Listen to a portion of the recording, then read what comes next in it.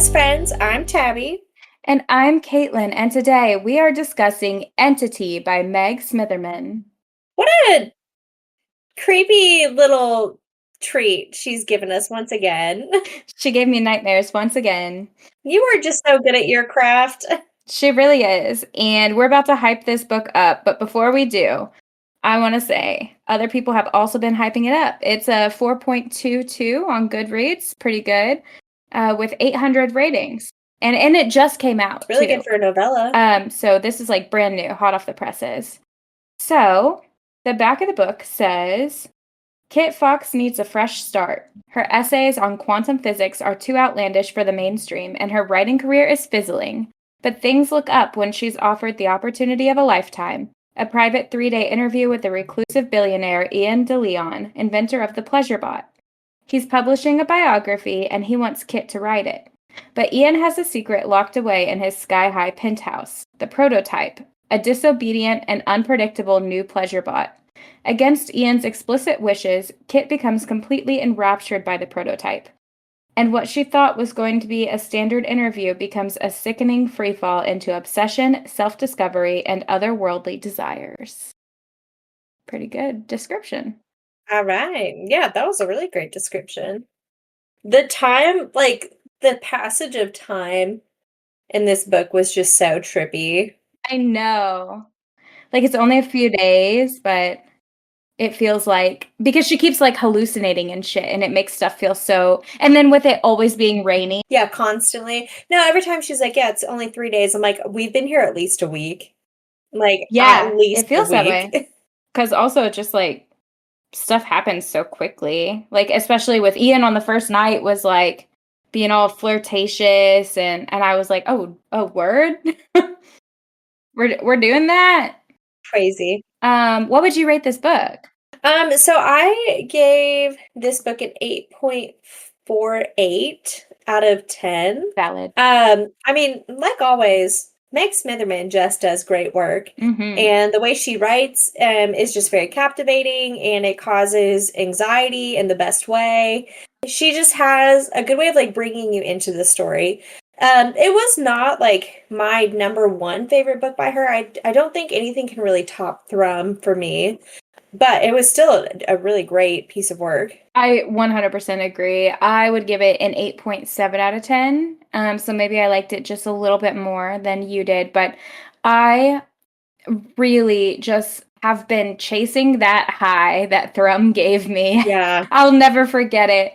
And this novella was great. It's obviously like its own thing, and it's very different. But it just doesn't like top, the other ones that I loved even more. So I agree. Yeah. Thrum was just a masterpiece. It was.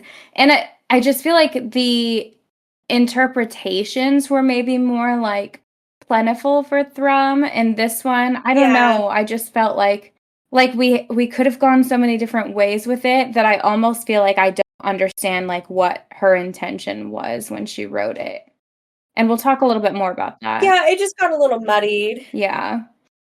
But let's talk about the characters first. We'll get into them. I love them. They're crazy. Yes. We'll start with Kit. She's our main our main female character. Kit does use she, her pronouns. I liked her a lot, but I have to say, like, okay, it's wild that she was in this situation in the first place, because there's a lot of things that I would do for money, don't get me wrong. But like, I was fearing for her life, that she was signing this crazy NDA, showing up at this stranger's apartment. It's like a billionaire. Billionaires can get away with murdering you, no problem. Right. And like, that's just crazy to me that she was willing to do that. And like didn't tell anybody either. Yeah. She couldn't. But like, no one knew where she was. Like, totally could have just disappeared off the face of the earth, and nobody. It sounds like she's a fucking loser. So like, yeah, I don't think anybody would have missed her. Anyone that would notice, and I guess she's like, yeah, that this could really make my career, so it's worth it. But to me, I'm just like, you must like not care about living that much if you're taking that big of a risk. Yeah. She's like, I'll roll the dice, because the other option is to just have a shitty life. For sure, because yeah, it wasn't great. She didn't have a lot going on. No.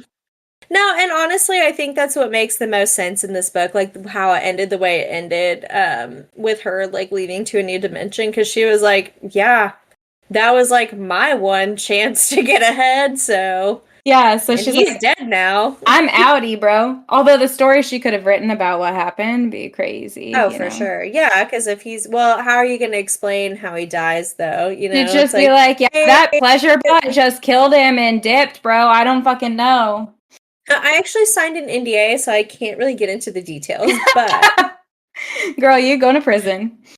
Yeah. I did really love her though as one of Meg's like main female characters. They follow these patterns of they really make choices for themselves. You know, like there is a certain mhm. layer of selfishness that I really appreciate in the characters that she Yeah. writes because, I mean, we've talked about this before, like how in fantasy, oftentimes, like the main female character at the end, like gives up her powers. And, you know, like whatever. Like there's always some sort of like thing that she's not really getting what she wanted. But Meg said, not on my fucking watch. No. These ladies are gonna She's like, do, we're gonna make it happen for they're you. gonna take whatever they want and they're gonna get it, you know? Like she said, That's right. and that's one thing about me is I'm gonna write a girl who goes after what she wants. So I appreciate that A about Kit. selfish character, and I like I that. do too, Yeah. because it's so like it's realistic. Like, okay, tell me you wouldn't do the same thing. You know what I mean? Yeah. Walk a mile in my shoes and let me see what Walk a happens. mile in Kit's. What does she wear? Probably like Converse. Louboutin, No way does she wear Louboutins. I'm probably. trying to think what shoes she wore. She can't even Did afford she have rain rent. boots on? It was rainy outside. Anyway, yeah, she can't afford I fucking don't know. Louboutins, bro. I did like her name. It reminded me a lot of the TV show Knight Rider. Um, because it's also like a little futuristic. The car's name is Kit. It's like a very high tech like piece of machinery. I don't know if she like named her after that, but it is what it reminded me of. You know what's funny is to me, I thought Kit was an interesting name. It sounded old fashioned to me because I was just thinking of that American Girl doll named Kit from Yeah, the Great Depression era. And that's the only like character that I know named Kit. But I like it. I do too. It's very neat. It's very unique. It is. So our second of four characters in this book was Ian DeLeon. What an interesting man. Yeah. He's so slimy. He's very slimy and I was kind of concerned at the beginning because Kit was like, I don't know, he's kind of hot. Like I would f him and I was like, I don't trust that man. No, Like do I was like, not. something's not quite right about this dude. I Ugh. didn't like how immediately he was like, here, I need you to get drunk. And I know now it's because he's like, you're about to like experience some weird shit here because of what you can do. So I need you to be plastered to get through this evening. We're plastered so that you think that it's because you're so plastered and you don't ask too many Right. questions. I was so terrified where that was headed because, you know, creepy billionaire man is like pressuring her to get drunk. I totally thought he was going to sexually assault her. And I was like, I I'm really don't really want to read glad that. he didn't. I know. But I was so scared. I was like, I don't like, want to read that. maybe he does have a shred of morals. Yeah, I think it was just all very selfishly motivated. I like He was terrified of Orpheus. he didn't the only reason he got her drunk is to confuse her because yeah, like I don't yeah, know. He was I hate he was a him. gross man, and he was obviously a genius, like to make these sex bots and whatever. First of all, what an odd choice, but sex sells. I do get it. Yeah, you want to be the person to invent that first, for Good sure. for him, for sure. It just seems like he didn't quite understand like the technology himself that he created or like the extent of its abilities, and that is a little scary. And I think he got a little too big for his britches. Yeah, and somehow at least one version of Eros, the one that lived in his apartment with him, had sentience, had a soul. Yeah, So like that just somehow. freaks me out because it's like, are all the other Eros that are out there, like, do they all have Yeah. souls? I don't and they're know. going to take over the world. I don't know. He kept saying, like, they learn, like, the AI learns as you, like, communicate and teach it. And it's like, so, yeah, like, they have, like, some sort of, like, learning capacity, but he kept trying to make it sound like the AI was, like, incapable of, like, developing beyond that. Yeah. And it, like, pissed him off so much so that Yeah. he opened a bridge between worlds. Maybe, like, when he did that, like, something happened to Eros because he was, like, caught in the crossfire. Like, maybe, like, that gave him sentience somehow.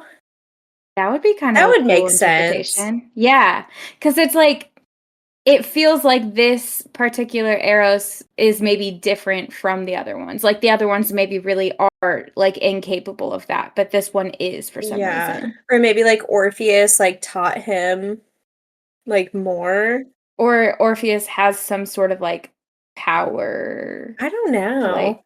to bestow a soul. He eat a soul, he bestow a soul. Yeah, it's like a give-take situation. You give me cookie, I give you cookie. That's right.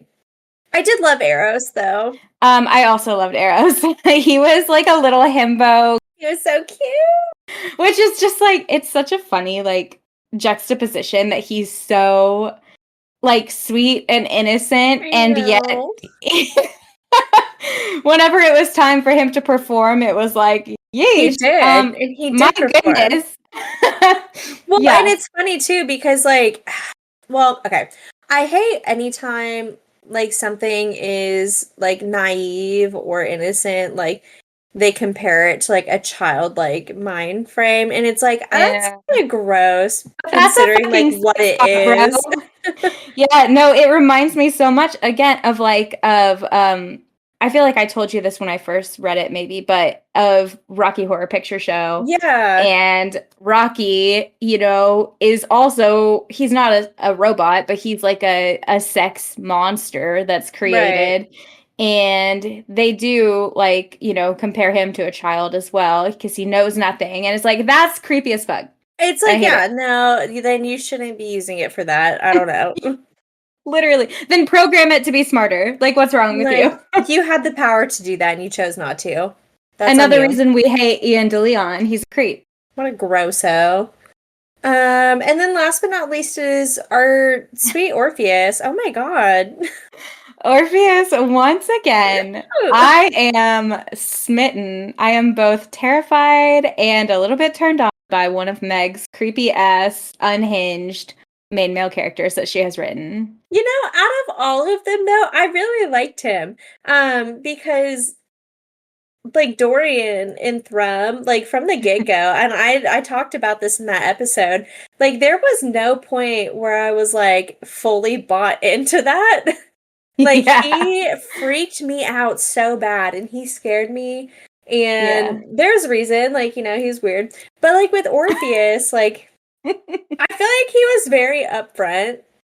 Like, he was not a good individual. Like, I do eat souls. I said it. Well, I eat souls. Even before that, he was like, yeah, I'm just a very disobedient creature, and, like, you can't, like, nothing's gonna change that. And I was like, I appreciate the transparency.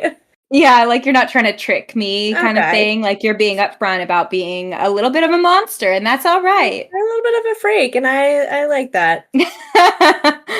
I was into it, yeah. No, and, like, he did eventually, like, spill the beans on what was going on, and I appreciated that as well. And he was like, yeah, let me show you all these cool things about my world and take you away from this place. Yeah. You know what else I'm just kind of, like, thinking of? Like, as we're talking about Eros and Orpheus, like, their names as well. Because Eros obviously is, like, the god of love and attraction. And, like, so it makes sense that Ian would name a pleasure bot Eros. But then with Orpheus is more of a character of, like, devotion. And, you know, like, he went into the underworld for his woman kind of for thing. Eurydice, and like, that's way different than, like, sex and pleasure and like, you know, that's a way different vibe. So it's interesting that Ian would have named him that. I think it's also meant to be a play on like a tragedy because like he was supposed to be like a malfunctioning like creation and all this stuff. And I mean, I feel like when you think of like Orpheus, you think of like the underworld and like his time spent with like Hades and stuff like that. And so I think Yes. yeah, it's just supposed to provoke more like a tragic like Yeah, so line of Ian was thought. kind of like, this was a failure, Yeah. so that's more where his head was at, rather than, I don't know what he would have named another one, but Um, what's another what's another sexy god? I don't know, maybe I guess like Aphrodite Aphrodite, or but Cupid or like but yeah, that's just an interesting thing that I just thought of as I was looking at them typed out on our no, for screen here. sure.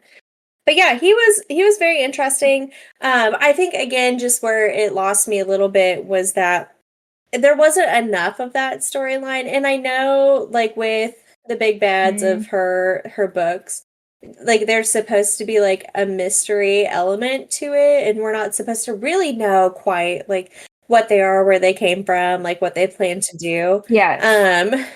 I don't know, his just kind of came out of left field a little bit, and it just left me wanting a little bit more. I agree. I mean, I feel like, again, she's intentional with what she does. It adds to the anxiety Yeah. and like horror elements of the story, but it just would have been so much more satisfying to have more answers. Like, I wanted to know what exactly was Orpheus. I was confused about that. I mean, he's obviously like some sort of alien. And then Mhm. like what exactly were Kit's powers? Like, why did she have those powers? And then I also was like, again, we were kind of confused about why Eros specifically had a soul. But we had thrown out a couple of theories about that. You know, it'd be so crazy is that it like all three of these books somehow tied together because like we don't know where Dorian comes from, and he kept saying he's like older than like time itself, and like with the planet they were on in Swallowed, like there were no other beings there, and so Mhm. like what if the planet is kind of like the same thing as like um Dorian's like ship, where like he is like Yes. the living being entity there. And then in this one, like we don't really know like what kind of thing is like inhabiting the body of Right. Orpheus. Yeah. And so like what if it's kind of like what if they're all from like the same place? That would be really fucking sick. That'd be cool. Yeah, I love that. That's such a great idea. I feel like, okay, so we already kind of touched on then the things that we didn't like maybe, but I want to like mention a couple more things that I did really like about this Yeah, book and stood out to me. First of all, the cyberpunk setting was love just so that. cool. And it's like, I feel like that's kind of a cool thing going on right now. Like cyberpunk games, there's also Arcane, the Hmm. anime based on League of Legends. I just feel like that's so in right now, like setting wise. And I just love it. Like the vibes are so cool. AI is definitely something that's very relevant right now. Yes, yes, because everyone's kind of like, oh, be extra nice to Chat GPT just in case. Hmm. Yeah, so it definitely matched the theme of the state of the world, which I loved. I like that she also kept saying like how like their world's gone to shit and like stuff like they weren't really talking about like the world outside. Like it was very futuristic. Which is again why I kind of thought like maybe they came from like the same Earth that they did in Swallowed because like Yeah. their Earth had kind of gone to shit too, and it was very like robot based and like more advanced than what it is now. Yeah. And in Thrum, like Amy was on that ship to go like try and connect with other alien life. Yeah. It's like, well, was that mission happening because Right. like the planet was devolving? So it is interesting. I did love that. Yeah. But yeah, no, she added a lot of really neat elements to this story, which I really appreciated. You had like the modern, like cyberpunk type theme, like you put on here like a supernatural element to it. You had like the mystery aspect Yes. too, and it all blended together really well. Yeah. I feel like, yeah, that's one thing Meg like does super well is also just like being really original with how she combines these things. Like obviously people will kind of say in writing like, "Oh, things have all kind of been done before." But Meg creates Hmm. something new like by like her unique combinations of elements of stories and and her descriptions are just so, like, Yeah. good. Like, you feel like you're there. Whenever she's describing an environment, setting the feel like you're right there. So she just has these delicious little novellas that she's created for us. And like the topics she covers too are very interesting. So like sex was like a main topic in this book, but it wasn't like the star of the show, which I thought was really cool. Like we're talking about like these sex robots and like how they play a role in the society now, and how how that's made Ian this billionaire man and all this stuff. And like sure, there were scenes absolutely where like she got to experience that and use that, but it wasn't like the forefront of the story. And I thought that was very interesting. Yeah, like this is not an erotic novel. Yeah. And the thing is, like, I just feel like she kind of writes them as like commentaries to like how sex has like sort of overtaken the culture in this particular universe. And then with Swallowed, it was, you know, the earth dying because they weren't taking care of the earth. And then in Thrum, I can't remember like the actual like problem that was going on, but maybe it was more about like Amy's personal struggles rather than like humanity itself. But I do feel like she's at least done it in 2 of these, of like, here's like a really big issue in humanity, and we're going to like kind of write like worst case scenario. Here's my twist on that. No, it was very interesting. One thing I'm still not 100% sure how I feel about it, is the happily ever after in this book, because it was very off-brand for Meg. Normally she leaves everything very open-ended, which she still did a little bit, but like I feel like both of them kind of got what they wanted in the end. Like she was ready to escape and he was ready to get back home, and so it just kind of worked out. But like with like Swallowed, for example, like they're sending all of these people to an uninhabited earth, knowing that eventually they're all going to get eaten. And that's just her little secret to keep. And so, like, that is kind of like an open-ended horror novel in itself. And then with Thrum, it's like she finds out, you know, she's just murdered her whole crew, and she's basically living in like Groundhog Day, where she's repeating the same events over and over and over until she goes crazy. And so this just felt very lighthearted in terms of how her books end.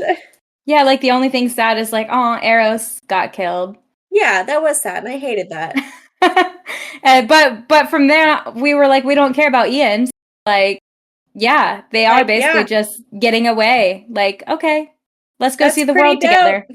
Yeah, that is crazy how different of an ending it is, but it wasn't bad. It was just, I don't know, it was just different. It is different, and it was kind of like surprising. I agree, because I think we're used to just being like filled with dread at the end of these, and it was different. Yeah, like I thought I was gonna have existential dread, and I didn't. What's the matter, Meg? You hardly touched your existential dread. No, and I think that could be like another reason that we just didn't prefer this one over the other 2 that she's written previously. But this still had like such cool elements. It had so much going for it. It just like maybe like the actual arc of the story wasn't really what we were wanting and craving. Yeah, but that's okay, because not everything is for us. Yeah, I think we've made that clear. Like, if you disagree, that's great. I hope it is your favorite. That's awesome. I hope you do disagree. Yeah, I would love that for you. Yeah, that's Entity by Meg Smitherman. It was only 150 pages. It's a short little novella. Very short. And I really enjoyed it. So the week of August 4th will be a little off week for us, and then the week after we'll be back on August 11th to discuss The Saltwater Curse by Avina St. Graves. So go ahead, get started on that book if you haven't already. We'll talk to you next time, and as always, let's get lit.